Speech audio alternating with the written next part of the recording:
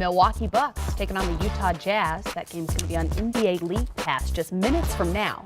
The Jazz have won 2 in a row, both on the road, 3 of their last 4 overall. Meanwhile, the Bucks are coming off a loss. They haven't lost consecutive games this season, a perfect 10-0 following a loss. Let's hear Coach Quinn Snyder with Craig Bolerjack prior to the game. This is game number 41 tonight. What's your thought? Well, it's hard to believe. We were walking on the just coming to practice and walking on the street today, and you still see some Christmas decorations, and Christmas seems like it was 2 months ago. So it's happened fast, and we're growing. I think we're a better team now than when we started the year, and that's, to me, I know, you'd love for the record to. I think you always want the record to be better. Right. But I think as we continue to play, and tonight and the next game and beyond, if we can continue to improve, that'll serve us well. Speaking of getting better, listen, let me take you back to Detroit, because you were down 18, but a dynamic second half, offensively and defensively. You guys are very active, and Donovan seemed to be the guy that led the charge. Yeah, really, and you mentioned Donovan in the second half, and he certainly did. I think in the second quarter, really, when Dante and Tabo were in the game, the way those two guys played, and it was tough to see both of them, take an injury, because those two guys, you could really feel. Tabo played the rest of the second quarter. Dante had like 5 assists in 6 minutes, and hard to lose them in that game. And would have also been really easy with those two guys playing well for the rest of the team to kind of let up, and that didn't happen. And Donovan, as much or more than anyone, really midway through the third quarter, he came back in and he really dug in defensively, and I think the game just started kind of unfolding for him, and he was instinctive, and he was really good. Yeah, he really was. Coach, finally, we're in Milwaukee, which is the home of Giannis Antetokounmpo, and when you speak of him, I mean, just one word pops up. It's just unique. Yeah. Maybe you have more. Terrific, yeah. There's a lot of superlatives that you can use to describe him. And Bud's done an unbelievable job, helping him bring all those talents out kind of exponentially. But some of the statistics that you see that are unique, nobody's scored more in the paint since Shaq. So you look at a guy, and he's basically a modern-day Shaq. He's not doing it with post-ups all the time. He's doing it more off, dribble penetration and transition. But he's a really unique player, and that makes it's hard because he's so good, but it's also hard because he's so different. Coach Snyder also mentioned Dante Exum's ankle injury. He's reportedly going to be out for the next 2 weeks. So before I ask you about their matchup with the Milwaukee Bucks, I want to ask why the slow start for the Utah Jazz, a young team that we were expecting to see take a big jump at the start of the season. I think a couple of things that jump out at me. When you look at their record right now, they've played 16 home games. They've played 24 away games, and here they are in Milwaukee again tonight. And the fact that they have a 20-20 record, just a game and a half out of the playoffs in the Western Conference, I think says a whole lot. The same thing is Donovan Mitchell didn't start out the season the same way that he finished up last season. But so did a couple other guys in the league that we've talked about tonight. Didn't start out great, like James Harden, but he's on fire right now. So if Donovan Mitchell gets back to the form that we saw last year, where he was just simply sensational, and then a couple of these nagging little injuries where guys miss 3, 4, 5 games, you couple that with a brutal schedule, this team's in a great spot to make a run in the second half of the season. Let me ask you, Kevin, because you and I talk a lot about these young players who the team the league tends to figure out in their sophomore season. Do you think that that's the case here with Donovan? No question. When you take the league by storm like Mitchell did, especially the second half of last year, everybody now, you're the number one guy in the scouting report. So the coach stands in front of the group in the morning before the game and says, this is how we're stopping Donovan Mitchell. I'm putting my best defenders on him. I'm forcing him left. He likes to pull up. Whatever your tendencies are, they say we're taking your favorite tendency away, making you play your weaknesses, not your strength. And as a young player in this league, it's like a chess match. You start off with the same opening in your chess match 5, 6 times in a row. Finally, the guy says, you're not doing that. You're not beating me with that. You have to change up. I've told this story before. I remember the first time I played in a playoff series against really talented players that were really smart, were Kyle Jones and Bobby Jones, and they played for Philadelphia 76ers. So I had the move where I'd fake left, turn around, fade away, jump shot. Hell, Bobby Jones jumped before I did. He blocked it. I mean, I hadn't had anybody block that shot, so I don't know when. And I was like, dang, like I got to come up with plan B here. They made you play to plan B. They took away your favorite move, and that made me a better player. And I said that Donovan Mitchell earlier this year was going to look at film. Quinn's a really good coach, Snyder. He's going to figure out what the defenders are doing to him, and he's good enough that he'll go to plan B and C and get counters. So I think it's a tough schedule, like Mike said. And then I think it's just, Donovan, the league caught up to him. Now he's figuring out what they're doing, and he's making the next jump. So it's just, you're always doing this as a young player, and you're trying to get here. You do this all the way up, and he's just on his just stages of growing up that ladder. And they're taking on a Milwaukee Bucks team that's sitting about the Spurs and what's made them so effective in this stretch as we take a look at their first 25 games as opposed to their last 15. Well, for me, the biggest thing is the defensive rating is they've played so well. I'm always amazed when Pops can get a bunch of slow guys, Mike, to play deep. When your bigs are slow, it's hard to have really schemes that work because they're always got to be in sag in positions where they're covering small amounts of the floor.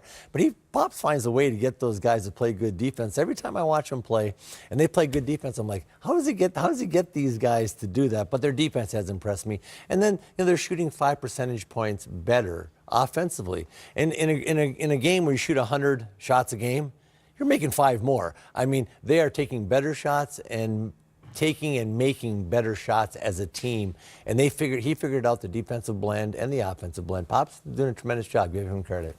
It's been a juggling act for him the entire season because he had to decide, how do we want to play offensively now? We lose Danny Green, you lose Kawhi, you lose Slow-Mo, and you've lost some key pieces, okay, to their offense and to their defense, the experience part. He brings in some new guys.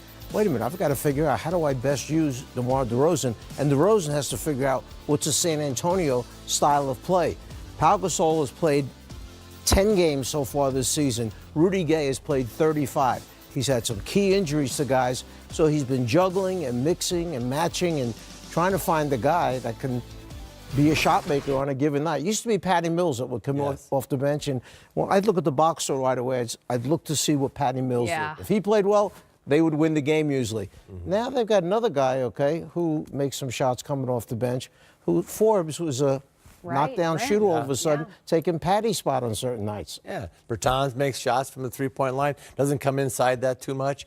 And the thing I like about him, we talked about this, Mike, earlier a little bit, is he tells his good shooters to go ahead and shoot a lot of threes. He tells the other guys, hey, look, Pop said, we're going to ease up a little bit on just firing threes up there. Drive and kick, get in the paint and pass it out. You can take threes late in the clock, but don't take them early. Let's not settle. Let's just keep attacking.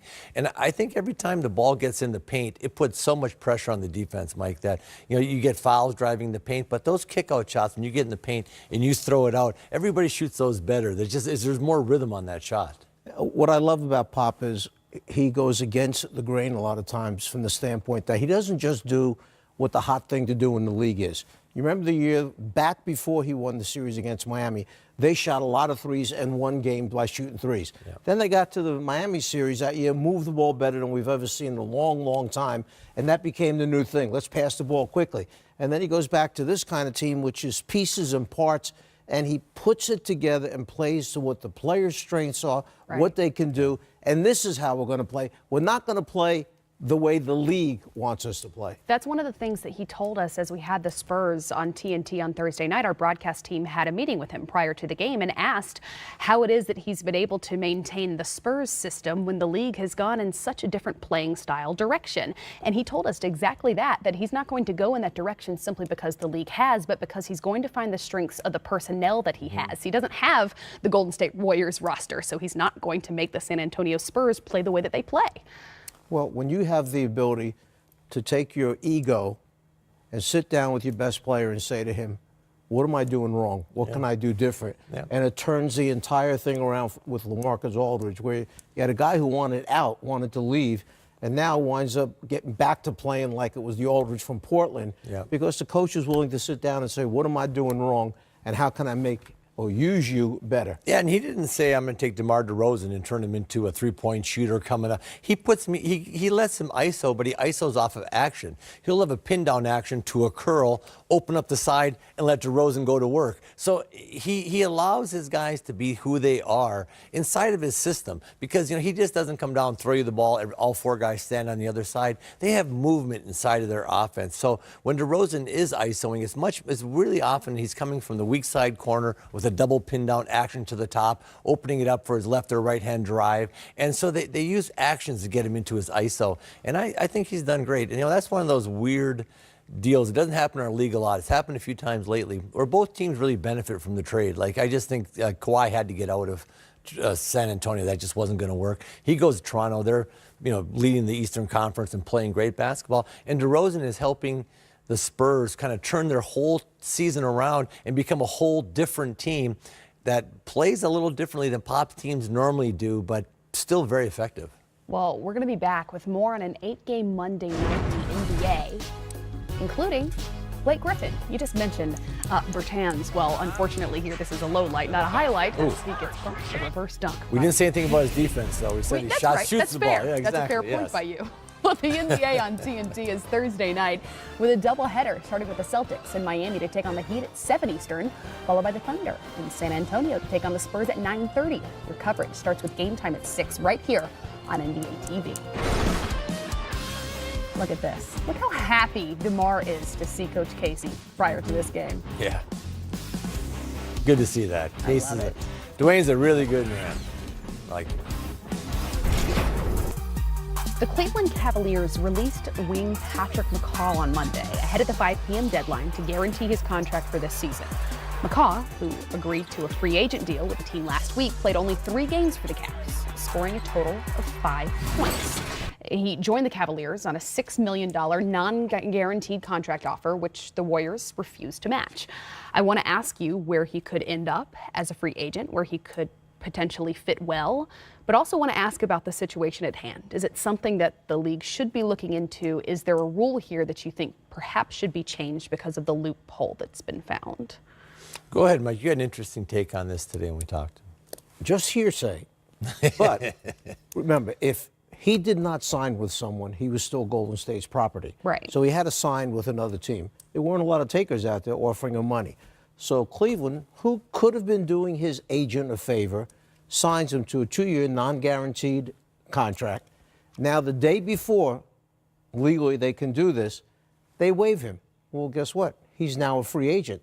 So now he can go to a team that perhaps his agent has already talked to, negotiate a deal worth more than what he was getting from the Cavaliers, and he winds up in a place that he's happy with and really wants him and can use him. And Cleveland has done a very nice favor for an agent who may happen to have a great player down the road some year. We don't know that. But he couldn't go back to Golden State, and he could sign with the Cavs for significantly less.